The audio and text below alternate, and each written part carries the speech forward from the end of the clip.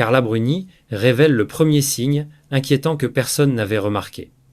Pourtant, derrière l'élégance, calme et l'image parfaite, il y a eu un moment minuscule, trop discret pour attirer les regards, mais assez tranchant pour fissurer la suite. Ce qu'elle a gardé sous silence était le premier avertissement, et une fois révélé, tout change de couleur. Le public a toujours vu Carla Bruni comme une femme façonnée par la lumière. Elle avançait avec une élégance calme, un sourire précis, une voix basse qui donnait l'impression que rien ne pouvait la déstabiliser. Dans les magazines, elle ressemblait à une image fixe, parfaitement contrôlée, comme si la simplicité était un choix et non une stratégie, pour survivre dans un monde qui décortique chaque geste. Les gens pensaient la connaître. Ils la suivaient à travers les photos, les protocoles, les voyages officiels. Elle semblait porter cette vie avec facilité. Une ancienne icône de la mode devenue première dame, un rôle que la France regardait avec fascination.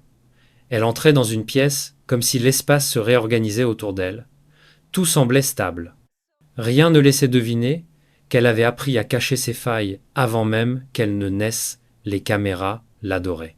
Elle captait la douceur de son visage, la retenue dans ses gestes, la manière calme dont elle restait silencieuse lorsque d'autres se seraient défendus. Ce silence devenait une partie de son identité publique. Pour beaucoup, il symbolisait la maîtrise. Pour elle, c'était une armure. Un moyen d'éviter de montrer les tensions minuscules qui se glissaient parfois dans les moments inattendus. Les photographes voyaient une femme confiante. Ils ne voyaient pas la discipline intérieure qui faisait tenir cette image. Dans chaque apparition, elle devait être à la fois présente et inaccessible, chaleureuse mais opaque. C'est cette contradiction qui nourrissait la fascination autour d'elle. Une femme qui semblait n'avoir rien à prouver, mais qui devait tout contrôler pour rester intacte dans la vie publique. Elle représentait la stabilité dans un monde politique, toujours en mouvement. À ses côtés, Sarkozy avançait vite, parlait vite, réagissait vite. Elle, au contraire, ralentissait l'espace.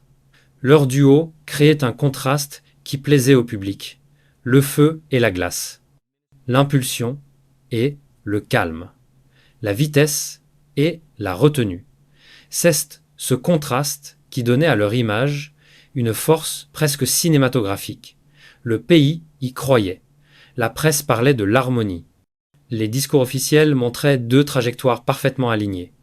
Personne n'imaginait que cet équilibre dépendait de gestes minuscules, de respiration contrôlée, d'une vigilance constante. Elle savait que le pouvoir exigeait une façade sans fissure. Elle savait aussi que le public aime les symboles plus que les êtres humains.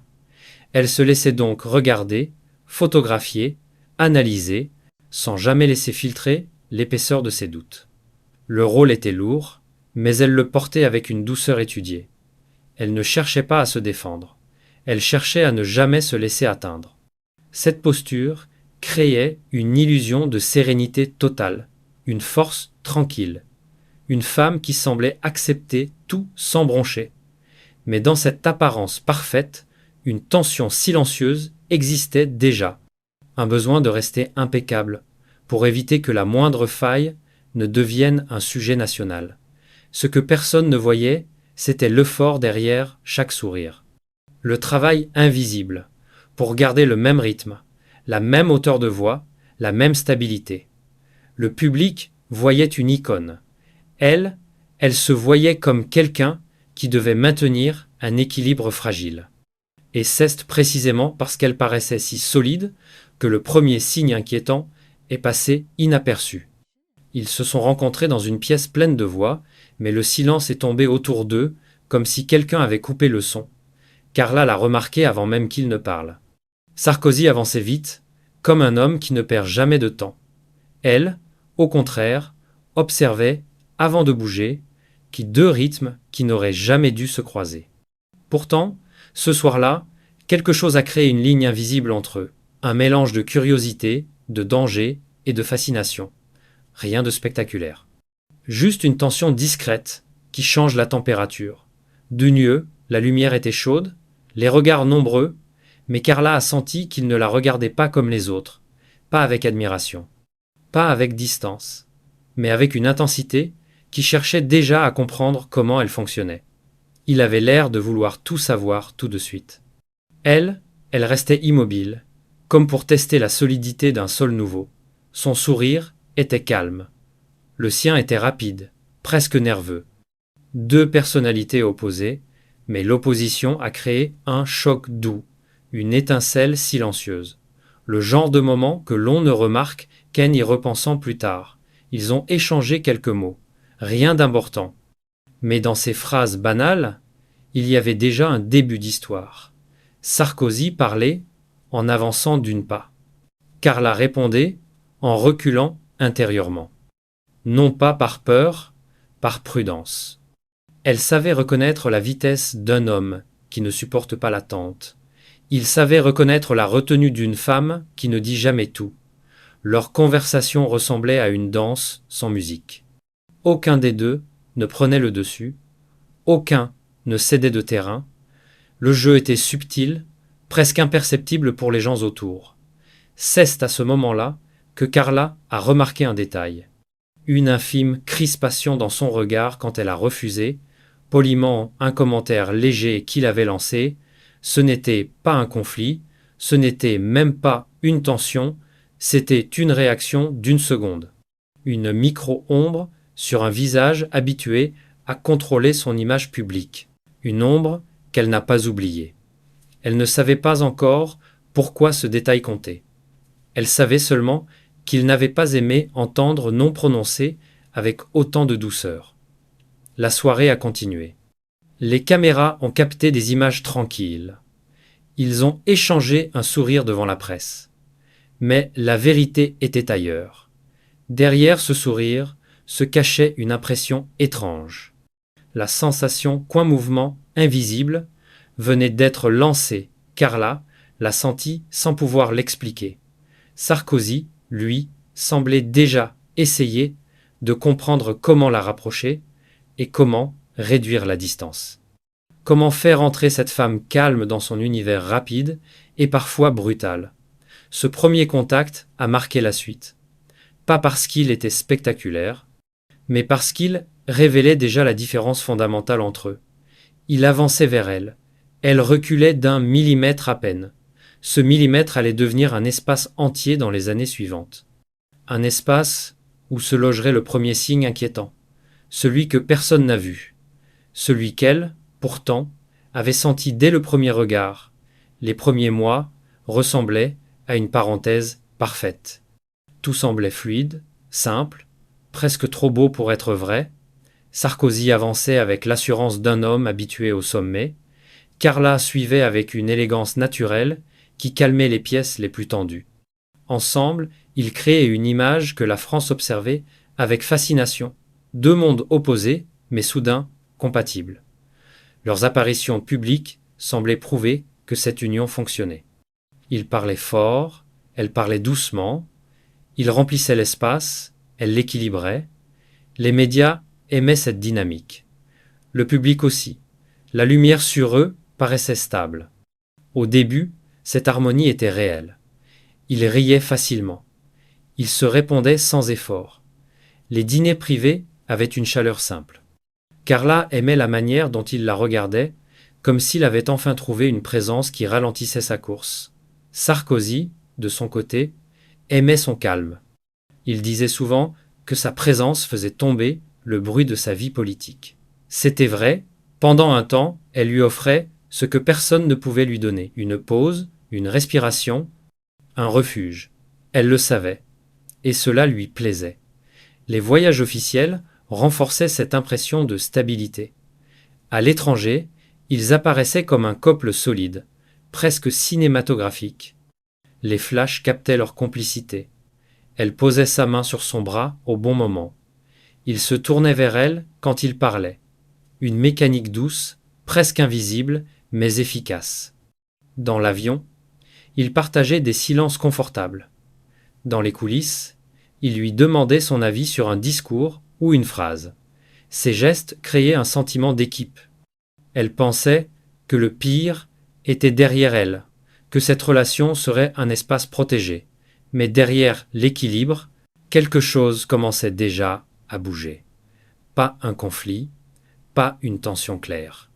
Juste des détails, des moments courts, une phrase trop rapide, une décision prise sans la consulter, un regard absent.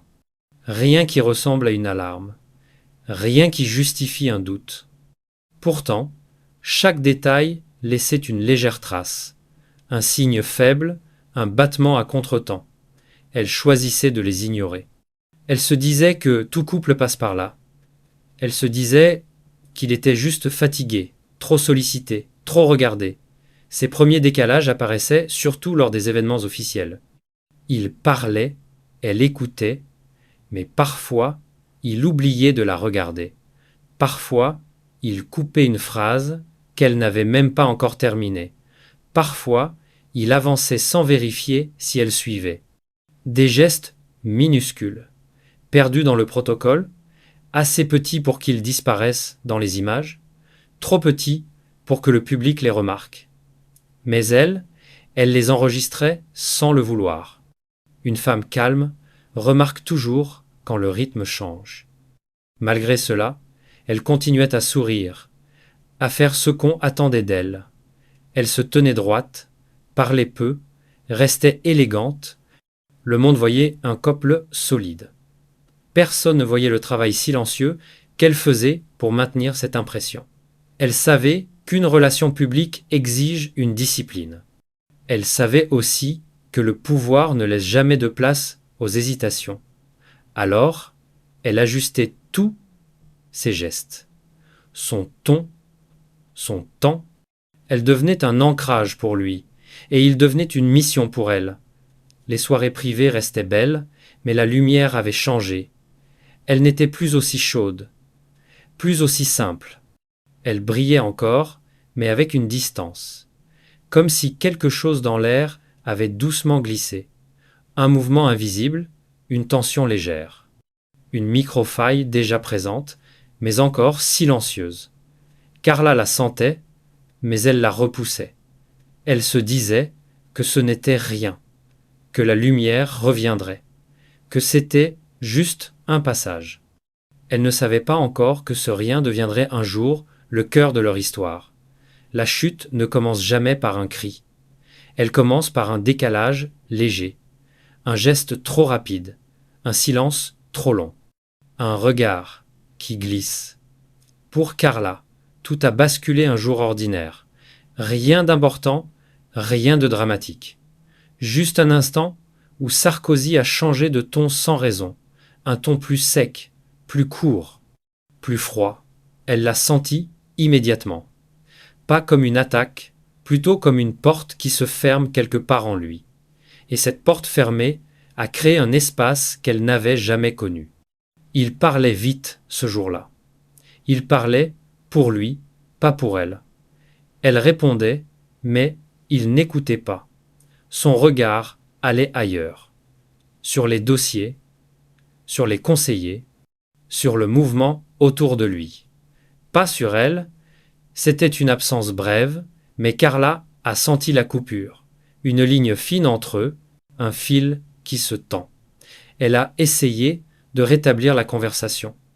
Il a répondu par un simple « non, laisse », pas méchant, pas brusque. Juste assez pour lui faire comprendre qu'elle n'était plus dans le cercle du moment. Elle n'a rien dit, mais ce laisser-cesse imprimé en elle. Les jours suivants, ces micro-décalages sont devenus plus visibles. Pas pour les autres, seulement pour elle. Il oubliait de terminer une phrase. Elle devait deviner la fin. Il entrait dans une pièce sans la regarder. Elle devait s'adapter au rythme. Lors des sorties officielles, il avançait un demi-pas trop vite. Elle devait rattraper. Rien d'assez grave pour créer un conflit, mais assez pour creuser une fatigue intérieure. Une fatigue qui ne s'explique à personne. Une fatigue qui s'accumule en silence. Les réunions étaient les plus difficiles. Il parlait aux autres avec la précision d'un homme de pouvoir. Avec elle, son ton changeait, moins de patience, moins d'attention, moins de place pour ses phrases. Elle avait l'habitude d'observer, pas de s'imposer. Alors, elle laissait passer. Elle pensait que c'était temporaire. Elle pensait qu'il était stressé. Mais chaque concession la poussait un peu plus loin de lui, un pas après l'autre. Une distance qui s'élargissait lentement sans qu'il ne le remarque. La presse continuait à raconter une histoire parfaite. Les photos montraient deux silhouettes alignées. Les titres parlaient d'un couple solide. Les commentateurs évoquaient une harmonie élégante. Personne ne savait que leur synchronisation demandait un effort immense, surtout pour elle. Elle devait garder son calme, son rythme, son rôle. Elle devait protéger l'image, même quand elle sentait le sol se dérober sous le décor. Chaque apparition publique devenait une performance, un exercice de contrôle. Elle ne souriait plus naturellement. Elle souriait pour éviter les questions. Un soir, lors d'une dîner privée, la faille s'est élargie. Elle parlait d'un projet qu'elle voulait développer. Une idée simple, une idée personnelle. Il l'a écoutée quelques secondes. Puis il a tourné la tête pour répondre à quelqu'un d'autre. Comme si elle n'avait jamais commencé sa phrase, sans excuse, sans retour, sans regard. Ce geste a fait entrer un froid qu'elle n'a pas su chasser. Elle n'a pas réagi. Elle a laissé la discussion continuer autour d'elle, mais à l'intérieur, quelque chose s'est fermé.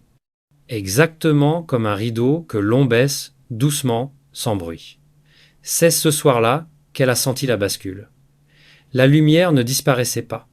Elle restait, mais elle devenait plus dure, plus blanche, plus froide. Elle éclairait les détails qu'elle voulait ignorer. Son silence prenait une autre forme. Ce n'était plus une force, c'était une protection. Elle parlait moins, elle observait plus. Elle anticipait les moments où il allait la couper. Elle apprenait à ne pas attendre une réaction. Elle apprenait à se détacher une seconde, avant que ça ne fasse mal. Il ne s'en rendait pas compte. Pour lui, tout continuait comme avant. Pour elle, rien n'était comme avant. Elle vivait encore dans la lumière. Mais une ombre persistante s'étendait à côté d'elle. Une ombre faite de petites humiliations qui ne ressemblent pas à des humiliations, des gestes minuscules. Des décisions sans consultation. Des phrases qui ferment le dialogue. Ce glissement était lent. Si lent qu'il pouvait durer des mois sans bruit. Mais une chute lente blesse plus profondément qu'une chute brutale. Et Carla était en train de tomber en silence. La rupture a commencé par un geste simple. Un geste trop rapide, trop mécanique. Ce soir-là, il sortait d'un événement officiel. Les flashs explosaient encore derrière eux. Les voix s'éteignaient. La voiture les attendait. Carla marchait à son rythme habituel, calme, posée, Sarkozy, lui, avançait sans se retourner. Il ouvrit la porte, entra et referma presque aussitôt, comme si elle n'existait plus dans son champ. La porte claqua. Le bruit fut court, mais il résonna en elle comme un verdict. Elle resta immobile une seconde. Juste une seconde. Mais dans cette seconde, tout bascula. Elle monta dans la voiture, sans un mot. Il regardait son téléphone. Il ne leva pas les yeux. Le silence était lourd. Pas un silence normal. Un silence qui marque une frontière. Elle sentit cette frontière clairement, comme si une barrière invisible venait d'être posée entre eux. Une barrière qui ne serait jamais retirée. Elle tourna la tête vers la fenêtre. Sa respiration changea, plus lente, plus froide. Ce n'était pas la colère. Ce n'était pas la tristesse. C'était une prise de conscience. Une vérité trop nette pour être ignorée.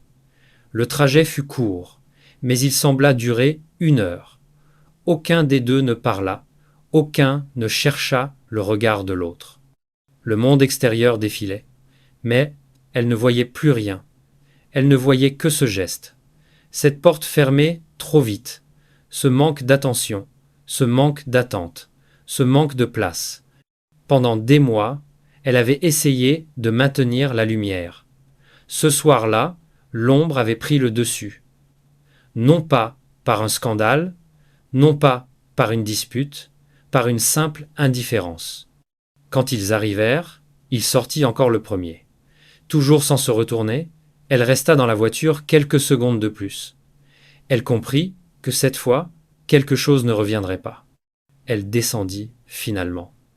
Elle le suivit à distance, un pas derrière lui, un pas trop loin, un pas qui disait tout, et lui, dans cette marche rapide, ne remarqua rien.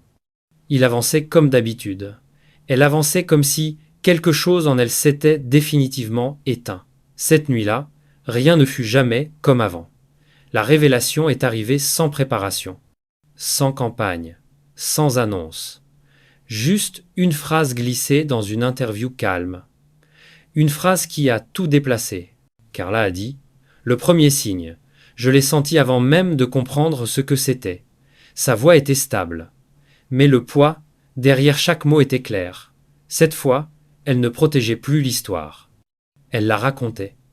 Elle expliqua que le geste n'était rien pour les autres, rien pour les caméras, rien pour ceux qui croyaient connaître leur couple.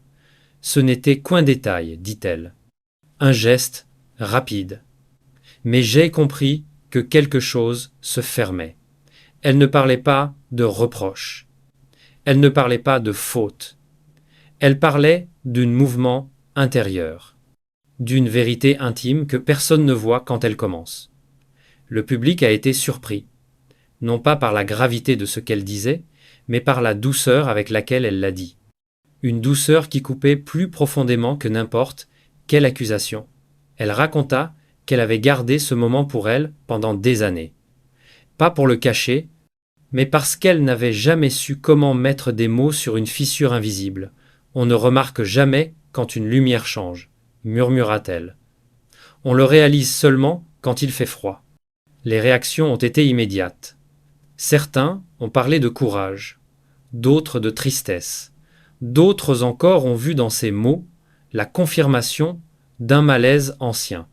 Mais elle ne cherchait ni soutien ni polémique.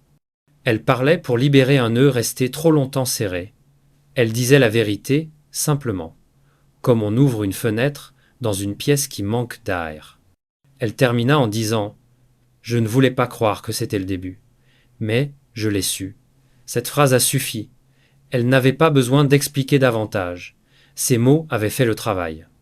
Ils avaient révélé une histoire que personne n'avait su lire. Une histoire écrite dans un geste trop discret pour apparaître sur les photos. Une histoire qu'elle portait seule jusqu'à ce jour. Après sa révélation, quelque chose en elle s'est apaisé. Pas un triomphe, pas une revanche, juste une respiration nouvelle. Carla a retrouvé un rythme plus lent, un espace plus clair, une lumière qui ne dépendait plus de personne. Elle a repris la musique, les journées simples, les marches silencieuses où elle pouvait enfin penser sans se protéger. La pression avait disparu. Le rôle aussi. Il ne restait qu'elle. Dans une version plus honnête, plus solide, plus libre, elle comprit. Alors que le premier signe n'était pas une fin, c'était un début. Le début d'une vérité qu'elle avait dû traverser seule. Le début d'une force qu'elle ne connaissait pas encore. Elle regarda en arrière une dernière fois. Non pour raviver la douleur, mais pour reconnaître la femme qu'elle était devenue. Car parfois, une fissure ne détruit pas. Elle éclaire.